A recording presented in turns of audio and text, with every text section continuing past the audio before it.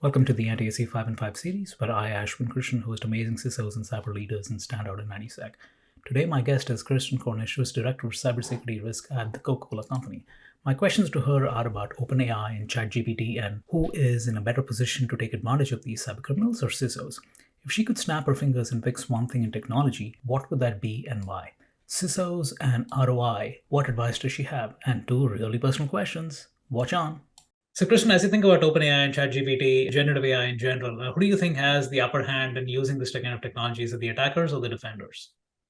Great question. So everyone, including the attackers, are really right now, this is so new. Everyone is still learning. Ultimately, though, I think it's going to be the CISOs that have the advantage. And the reason is organizations, I know we are, and many organizations, I hope, are being proactive about not only learning how to use OpenAI and how attackers are using OpenAI, but being proactive in terms of policy and governance around OpenAI for their organizations and employees. That's going to help tremendously in keeping this under control.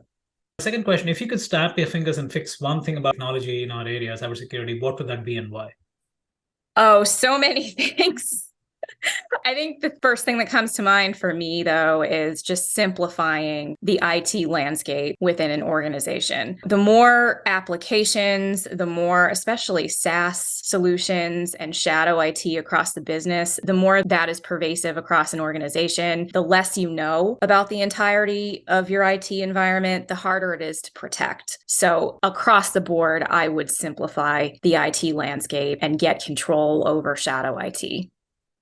Does the CISO now have to show ROI for security investment, especially in this area of increased scrutiny on budgets? And if so, what advice do you have for showing ROI to the business? Absolutely. I would say, regardless of whether that's an official requirement or an unofficial requirement, and I believe for most CISOs and most companies with limited resources, that's certainly at minimum an unofficial requirement. So my best advice there is to have really good, solid metrics on the return on investment in terms of attacks prevented, estimates of the cost of those attacks, and really figuring out a way to convey that message in business terms. And going on to the person side, if you could have any other career choice besides what you're doing right now at Coke, what would that be and why?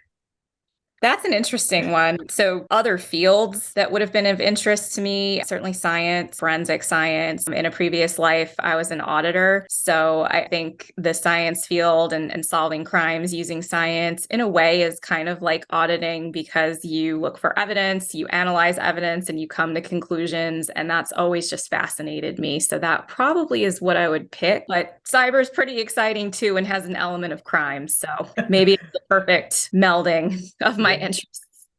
So, Kristen, what advice would you give to your younger self, let's say from 15 years ago? I love this one. Hands down, I would tell my younger self to stop worrying, whether it's about personal life, career, just stop worrying. Do what you love, learn, always be curious, and you'll end up exactly where you're supposed to be career-wise and otherwise. And that's exactly what's happened. And it's not worth the time and energy wasted worrying because it will all work out.